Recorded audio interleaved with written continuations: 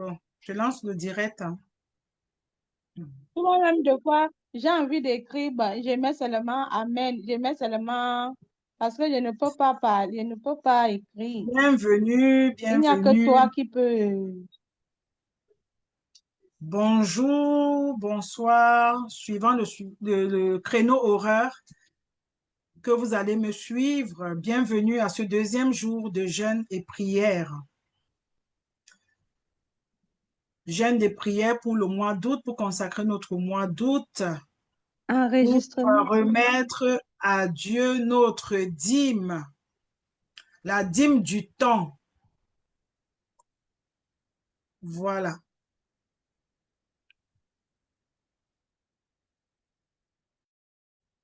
Je vais, euh, je vais aller partager dans les groupes. Faites pareil.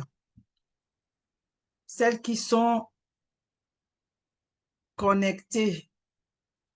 Bienvenue, Maman Émilie.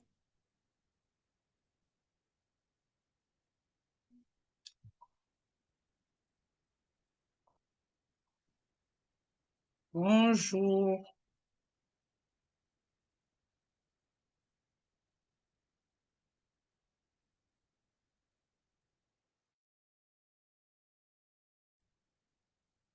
Je suis en train de partager quelques minutes.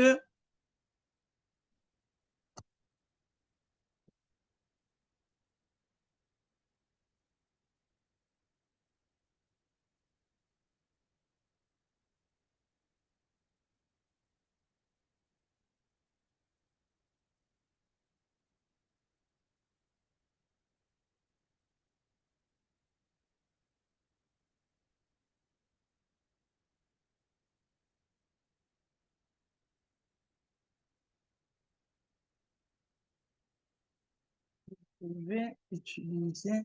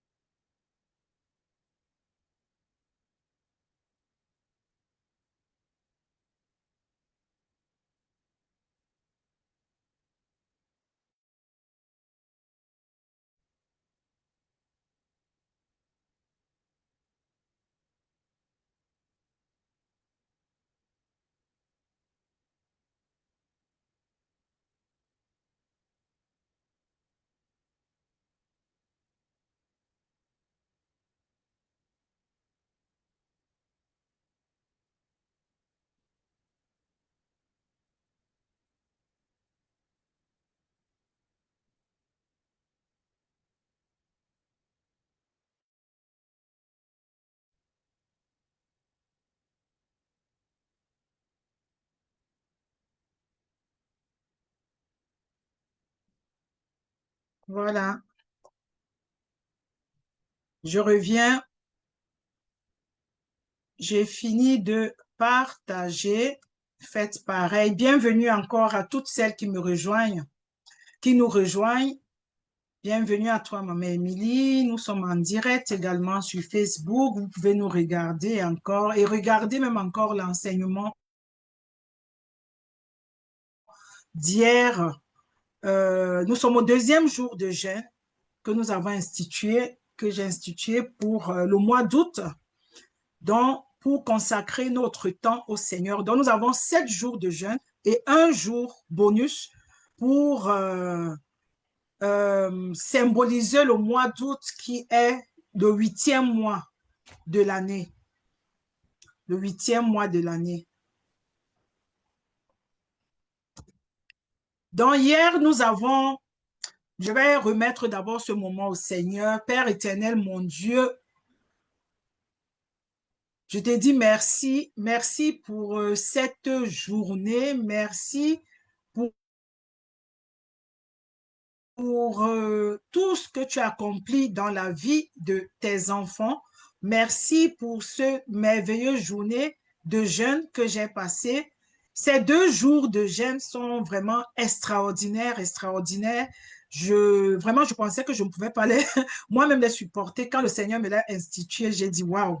Mais c'est vraiment merveilleux et la dîme du temps, c'est quelque chose de très important parce que dans l'année, nous avons quand même un certain nombre de jours à consacrer à notre Seigneur et et en même temps, comment je veux dire, remettre, consacrer le mois également, chaque mois au Seigneur. Donc, Seigneur, je viens te dire encore merci. Merci pour chaque personne qui regardera ce moment en replay. Merci pour chaque personne qui est en direct avec nous également. Je te dis également merci pour ta présence parce que ta parole dit que là où deux ou trois sont réunis, tu es là. Alors, j'ai foi que tu es là, que tu es présent. Tu es présent, Père éternel Dieu, que c'est toi qui vas conduire ce moment. Dans le nom de Jésus, que ton règne descende en ce lieu. Que ta présence prenne le contrôle en ce lieu. Nous voulons voir ta gloire, Seigneur. Nous voulons voir ta gloire qui est des témoignages au Père éternel, mon Dieu. Dans le nom de Jésus, je t'ai prié. Je veux voir la gloire du Seigneur. Oh, nous voulons voir la gloire du Seigneur envahir ce lieu. Oh, nous voulons voir la gloire du Seigneur. Nous voulons voir la gloire du Seigneur envahir ce lieu. Oh Seigneur, merci pour ta gloire qui a envahi ce lieu. Merci pour ta gloire qui a envahi chaque maison représentée dans ce Zoom. Merci pour ta gloire qui envahit chaque maman qui est connectée, Seigneur. Merci pour ta puissance, Père éternel Dieu, dans ce lieu. Dans le nom de Jésus, Père éternel, je t'ai prié. Amen, amen, amen. Alors, je disais, hier, nous avons accueilli une vérité très importante qui est de savoir que nous devons apprendre à nommer ce qui nous fait mal. Nous devons apprendre à nommer et non vivre avec tout ce qui nous fait mal. Et j'ai foi que beaucoup d'entre nous avons appris à le faire. Parce que beaucoup apprennent plutôt à survivre, c'est-à-dire à minimiser la douleur que nous avons.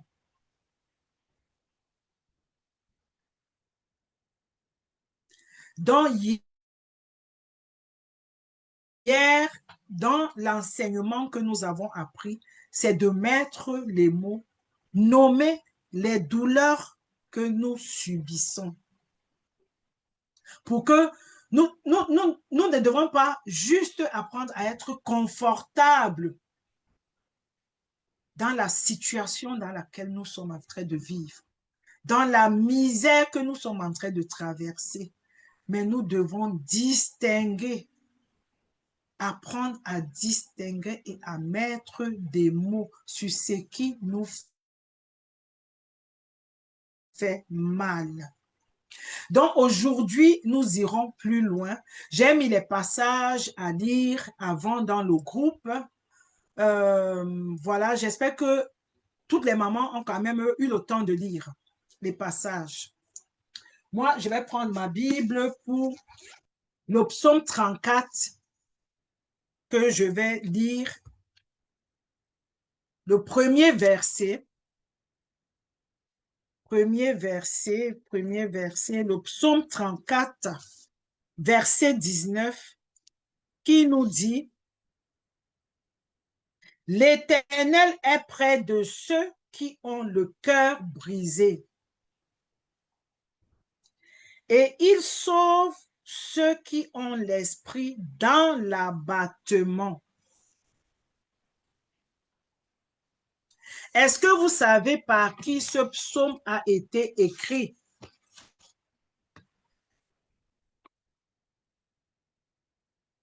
Ce psaume a été écrit par le roi David.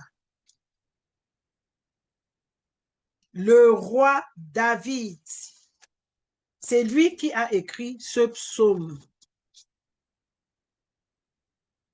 Et il a écrit ce psaume à un moment de grande vulnérabilité. Ce passage, on peut le retrouver dans 1 Samuel 21, versets 10 à 15. 1 Samuel 21, versets 10 à 15. J'ai lu, mais j'ai refermé. 1 Samuel 21, versets 10 à 15. Il y a trop de bruit à cause du ventilateur. Il fait très, très chaud.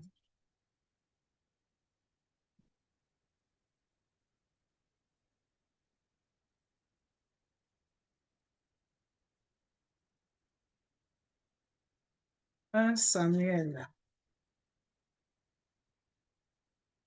21, verset 10. Je vais lire la parole du Seigneur. Du verset 10. David se leva et s'enfuit le même jour loin de Saül. Il arriva chez Akish, roi de Gath, le serviteur d'Akish, roi de Gath. Les rois d'Akish lui dirent, n'est-ce pas là David, roi du pays? N'est-ce pas celui pour qui l'on chantait en dansant? Saül a frappé ses 1000 et David ses 10 000. David prit à cœur ces paroles et il eut une grande crainte d'Akish, roi de Gath. Il se montra comme fou à leurs yeux et fit devant eux des extravagances. Il faisait des marques sur les battants de porte et il laissait couler sa salive sur la barbe. Akish dit à ses serviteurs, vous voyez bien que cet homme a perdu la raison. Pourquoi me l'amenez-vous? Est-ce que je manque de fou pour que vous m'ameniez celui-ci et me rendiez témoin de ses extravagances? Faut-il qu'il entre dans ma maison? Donc, regardez tout ce que David a pu faire. C'est à ce moment-là qu'il a écrit ces versets, qu'il a écrit cette partie de la Bible. Donc, David fuyait le roi Saül, qui voulait le tuer par jalousie. Dans sa fuite, il s'était réfugié chez les Philistins à Gath. Et c'est Gath, c'est là où il a tué leur plus grand soldat, Goliath. Vous vous rappelez bien de l'histoire. Il s'est rendu comme dans un territoire ennemi. Le problème, c'est que David était aussi la ville natale. Gath était la ville natale de Goliath. C'est la ville natale de Goliath. Le géant que David avait tué par la lance, le javelot. Oui, il avait tué par le javelot. Je crois que tout le monde connaît cette histoire. Donc, les serviteurs du roi Akit reconnurent vite, n'est-ce pas David, le roi du pays, n'est-ce pas celui pour qui on chantait? David, Saül a tué tant, 1000. David a tué 10 000. David est le roi David ou c'est machin, la chanson. Il y a une chanson, une louange, que je ne me rappelle plus très bien. Donc, David avait vraiment compris qu'il était en danger. Repéré seul en territoire ennemi, il était le seul. Parce que lui, il fuyait et il allait se réfugier. Imaginez-vous, tu vas te réfugier chez l'ennemi. Sans savoir que tu te réfugies et on te reconnaît. Le peuple dont il avait tué leur héros pour sauver sa vie, il feignit de la folie, il fait semblant d'être fou. Il griffogna sur la porte de la vie et laissa couler la bave. Comme quelqu'un, vraiment, c'est comme il avait, il avait perdu la raison. Donc tout le monde le prenait pour un fou, le roi le prenait pour un fou, inoffensif, et le laissa partir. Donc, ce que je veux vous faire comprendre, c'est que ce psaume, le psaume n'a pas été écrit dans un moment de force ou de victoire par David, mais dans un moment d'humiliation totale. Se rendre, se prendre pour un fou, c'est vraiment se réduire à, je ne sais pas, à zéro.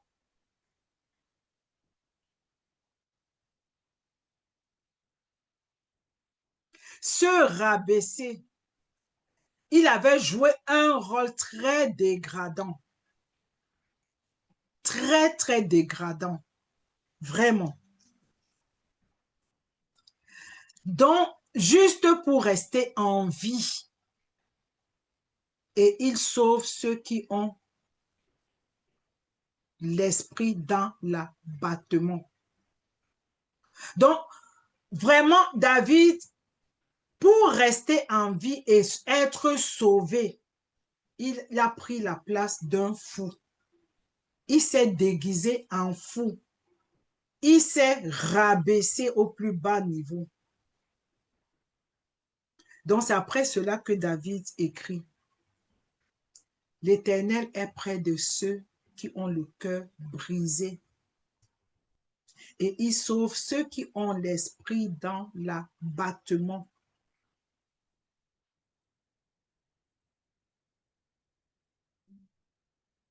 Donc, le message que je veux transmettre ici c'est vraiment, c'est un message très fort. Dieu ne se rapproche pas seulement dans nos moments de dignité,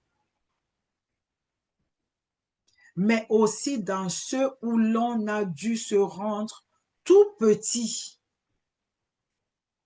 où parfois on joue des rôles comme David. Il a joué ce rôle de fou. Donc, où parfois on joue des rôles pour faire juste ce qu'il faut pour survivre. Comme ce que font beaucoup de femmes qui vivent dans des relations toxiques, des relations difficiles, qui sont même dans certaines familles où le courant ne passe pas vraiment. Dans certaines familles d'accueil, même beaucoup de personnes acceptent de jouer des rôles pour simplement survivre. Donc Dieu ne se rapproche pas de nous seulement parce qu'on est bien. Il se rapproche encore plus de nous parce qu'on est vulnérable. Il aime notre vulnérabilité. Et sachons que Dieu vraiment nous appelle et il nous attend même les bras ouverts pendant nos moments de vulnérabilité. C'est vrai que quand on est au taquet, quand tout baigne bien, quand tout est rose, Dieu, il aime toujours quand on se rapproche de lui. Mais il est vraiment, vraiment près de ceux qui ont le cœur brisé. Donc, ceux qui sont vraiment dans des moments de vulnérabilité. Donc, c'est le message que je veux faire passer là. Que ce n'est pas seulement nous qui vivons ces moments-là aujourd'hui. La Bible dit qu'il n'y a rien de nouveau sous le soleil. Donc, c'est juste un exemple parmi tant d'autres.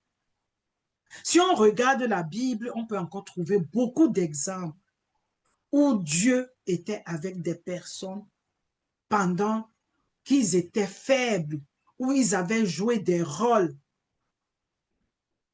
où ils s'étaient rabaissés vraiment. Ils étaient moins que rien. Dieu était auprès d'eux. Donc, acceptez cette main-là. Acceptez et comprenez que Dieu est toujours avec vous. Donc, en deuxième partie de cet enseignement aujourd'hui, nous allons développer Ésaïe 61, verset 1. Ésaïe 61, verset 1.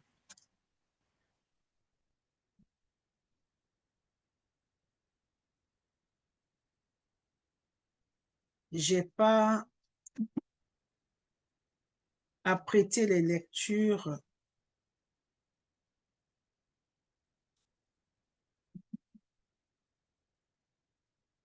Ésaïe 61, verset 1. Voilà. L'Esprit du Seigneur l'Éternel est sur moi, il est sur nous, car l'Éternel m'a oint pour porter de bonnes nouvelles aux malheureux.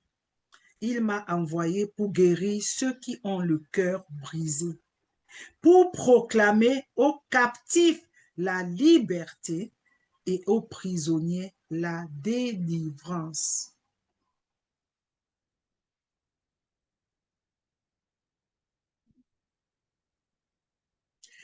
Est-ce que vous avez suivi ce... Après, vous pouvez participer, vous pouvez intervenir pour donner votre point de vue.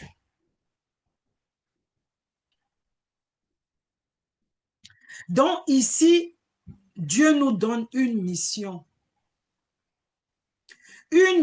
portée par l'onction.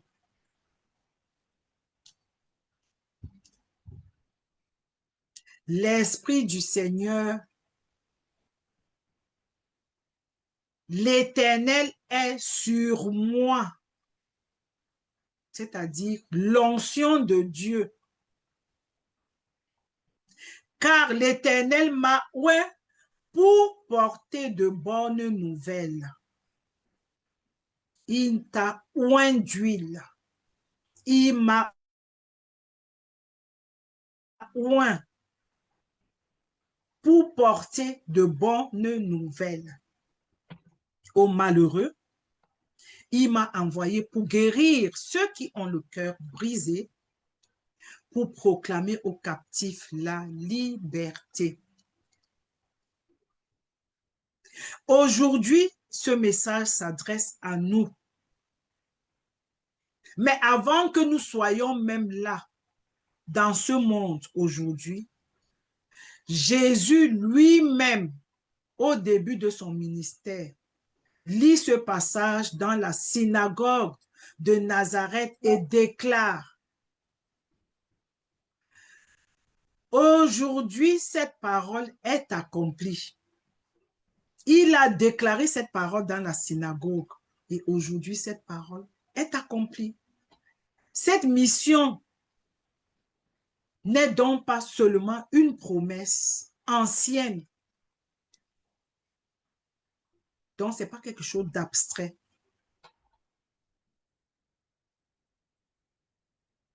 C'est une mission qui existe, qui a existé et qui existe encore. Parce que lui-même, le Christ, l'a explicitement prise sur lui de son vivant envers nous. Et dont nous aussi, nous devons faire pareil. Parce qu'il nous envoie. Il m'a envoyé pour guérir ceux qui ont le cœur brisé et pour proclamer aux captifs la liberté. Oui, je dis souvent, tu n'es pas captif. Dieu nous a créés libres. On n'est pas des captifs. Il nous a créés libres et il nous appelle à la liberté. Donc, il nous envoie à aller proclamer, pour ceux qui ne le savent pas, qui ne sont pas captifs, la liberté, comme lui-même il a fait.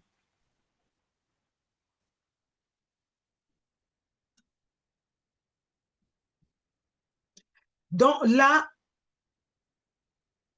Ésaïe 61, 2 à 3. Pour publier une année de grâce de l'Éternel et un jour de vengeance de notre Dieu pour consoler tous les affligés. Parce que la lecture était Ésaïe 61 du verset 1 à 3.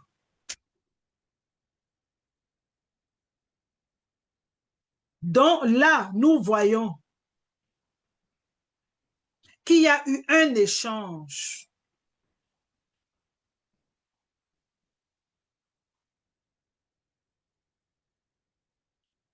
Un échange, l'échange promis et les chaînes de justice. Leur donner un diadème au lieu de la cendre.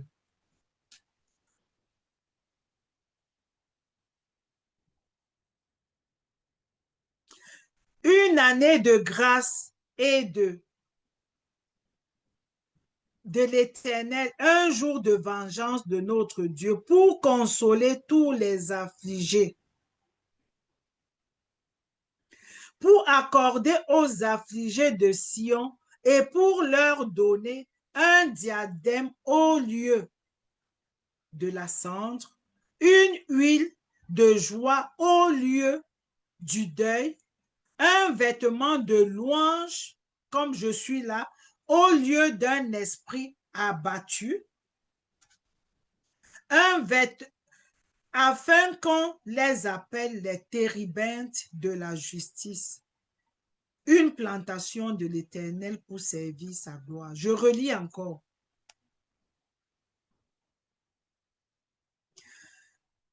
Ésaïe 61, versets 2 à 3.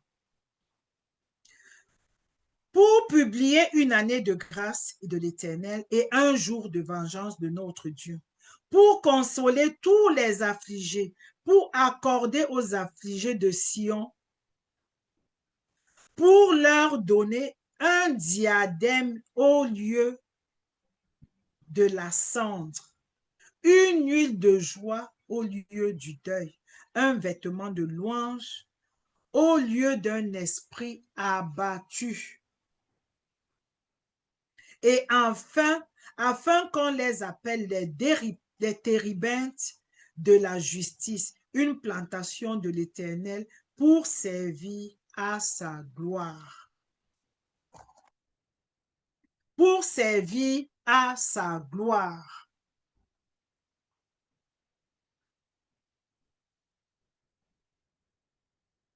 Donc, on constate dans ce verset qu'il y a eu un échange. Dieu promet un échange.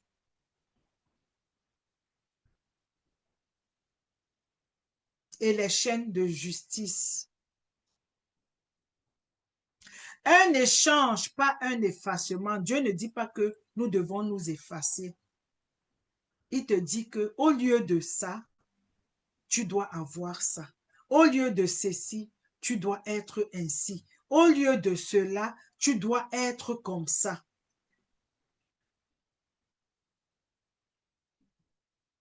Et vers la fin vient une image plus rare. Celles qui ont été affligées seront appelées chaînes de justice. Est-ce que vous vous rendez compte? Plantation de l'Éternel. Est-ce que vous voyez la plantation? Imaginez une plantation de l'Éternel. Une plantation qui n'a que de beaux vivres, de bons fruits, de bons... Mais tout ce qui est...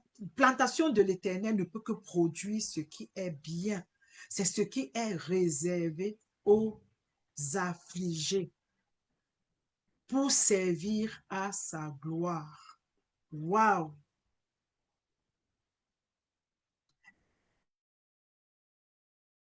Est-ce que quelqu'un comprend ce qui se passe? Dieu ne te promet pas juste un retour à la normale des choses, non. Parce qu'il est auprès de toi, parce qu'il est auprès des gens, de ceux qui ont le cœur brisé. Quand il te tend la main et que tu l'acceptes, il promet que tu es désormais appelé chaîne de justice, plantation de l'Éternel, pour servir à sa gloire. Donc tu redeviens celle que tu étais et plus. Donc c'est une transformation en quelque chose de solide, d'enraciné, de durable, planté par Dieu lui-même, appelé à devenir un abri pour les autres. Est-ce que quelqu'un me comprend?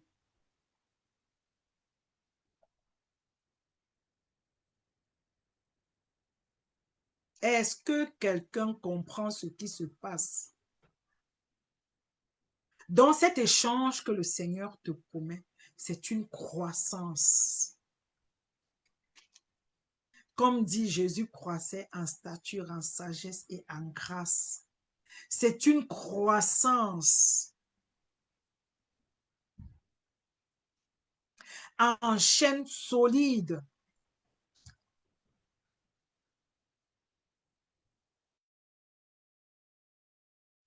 Et cette croissance en chaîne solide suppose une chose. Ça veut dire qu'on cesse de porter la cendre en secret. On cesse de porter, de souffrir, de porter des blessures en secret.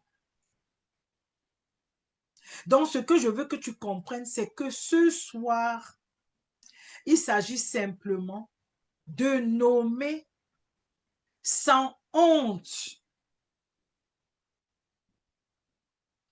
ce qui vraiment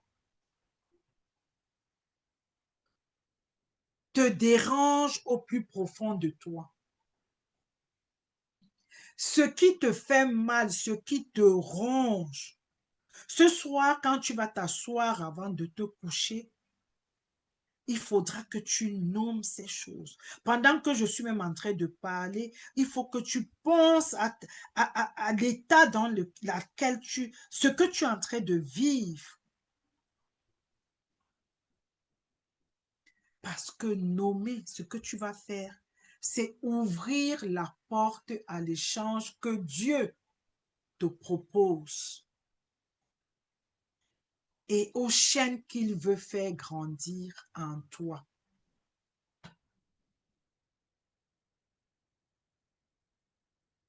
Ce soir, ne t'endors pas simplement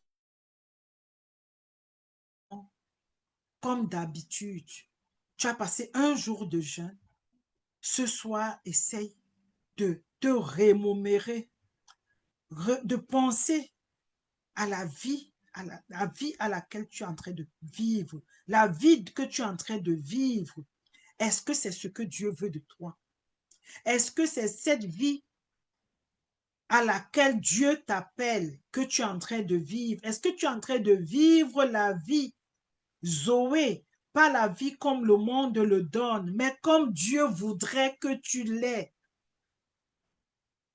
Est-ce que c'est ce qui est en train de se passer en toi? Comme hier, je vais te laisser avec deux questions qui me montent dans le cœur. Si tu devais nommer une phrase en une seule phrase, la blessure la plus profonde laissée par une relation ou par la relation que tu es en train de vivre, que dirais-tu? que dirais-tu? Première question. Et la deuxième question, quelle partie de toi Dieu veut-il transformer en chaîne de justice? Quelle partie de toi Dieu veut transformer en quelque chose de solide, d'enraciné?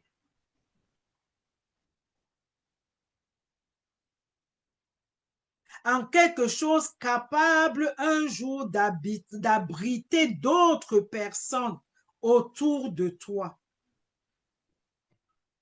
Pose-toi cette question, quelle partie de moi, ce soir, tu te demandes quelle partie de moi Dieu veut transformer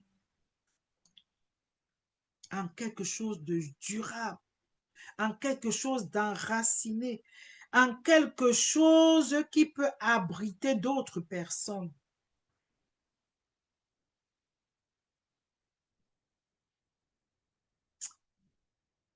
Seigneur,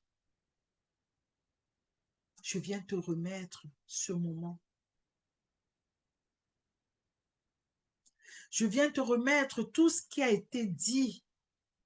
Je viens te remettre chaque personne qui me regarde ou qui me regardera.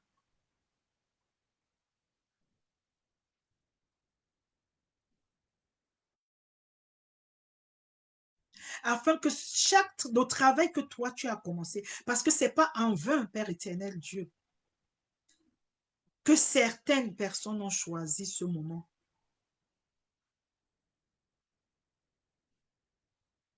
Afin que toi tu te révèles à elles, Seigneur.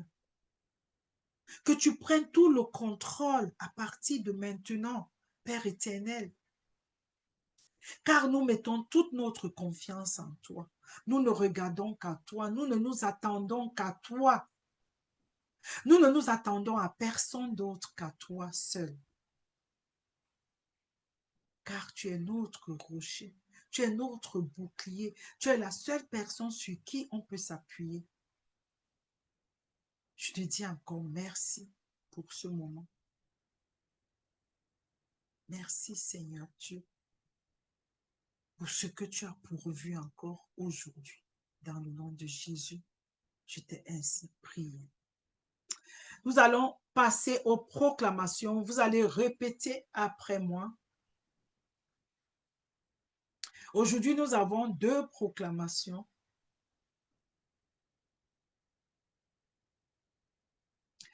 Donc, je proclame et je déclare que ma douleur est connue de Dieu. Ce dont je souffre est connu de Dieu. Et il se tient proche de moi au nom puissant de Jésus-Christ. Je répète, je proclame et je déclare que ma douleur est connue de Dieu. Ce dont je souffre actuellement est connu de Dieu. Ce dont mes enfants souffrent actuellement est connu de Dieu. Ce dont mon époux souffre actuellement est connu de Dieu. Et il se tient proche de nous au nom puissant de Jésus. Je proclame et je déclare, deuxième proclamation, je reçois l'huile de joie et le vêtement de louange au nom de Jésus. Je proclame et je déclare que je reçois l'huile de joie et un vêtement de louange au nom puissant de Jésus-Christ. Je proclame et je déclare que je deviens un chêne de justice planté par le Seigneur pour sa gloire au nom puissant de Jésus. Je répète, je proclame et je déclare que je deviens un chêne de justice planté par le Seigneur pour sa gloire au nom puissant de Jésus. J'ai ainsi proclamé et je plonge tout ce moment que nous avons passé dans le sang précieux de notre Seigneur Jésus et que ces prières et ces proclamations montent au Père et reviennent à chacune de nous dans nos familles, sur la vie de nos enfants, nos époux, pour faire ce pourquoi nous les avons élevés ce soir au Père, et que toute représailles de ce moment soit consumée pour nos vies, pour la vie de nos enfants, même pour nos finances, pour nos époux, au nom puissant de Jésus-Christ. Qu'il n'y ait aucune représailles de ce moment dans nos vies, dans la vie de nos enfants, dans la vie de nos époux et même dans nos entreprises, pour notre travail au nom de Jésus, et que toute représailles soit consumée par le feu de Dieu au nom de Jésus. J'ai ainsi prié. Amen, amen, amen. Bienvenue, Armandine. Bienvenue, j'espère que tu as jeûné.